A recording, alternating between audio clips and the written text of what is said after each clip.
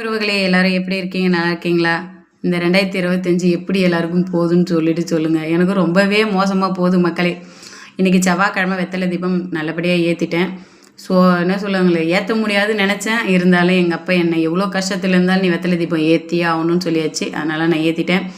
இன்றைக்கி கொஞ்சம் லேட் ஆகிடுச்சு. 8 to 9 தான் நான் வெத்தலை தீபம் ஏற்றிருக்கேன். நீங்கள் எல்லாம் ஏற்றிருக்கீங்களான்னு மறக்காமல் சொல்லுங்கள். ஒரே ஒரு வருத்தம் மட்டும்தான், பூ இல்லை. இன்றைக்கி கொஞ்சம் பிரச்சனையால் வெளியில் அஞ்சிட்டு இருந்தேன். பூ வாங்க மறக்கல. ஞாபகம் இருந்தது, அந்த அலைச்சல்லே விட்டுட்டேன். நான் அடுத்த வாரம் நல்லபடியாக செஞ்சிடறேன். அப்பா என்னை மன்னிச்சிருங்க.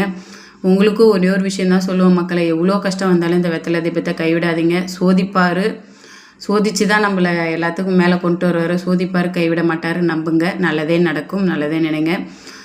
சுக்குக்கு மிஞ்சிய மருந்தும் இல்லை, சுப்பிரமணியனுக்கு மிஞ்சிய கடவுளும் இல்லை.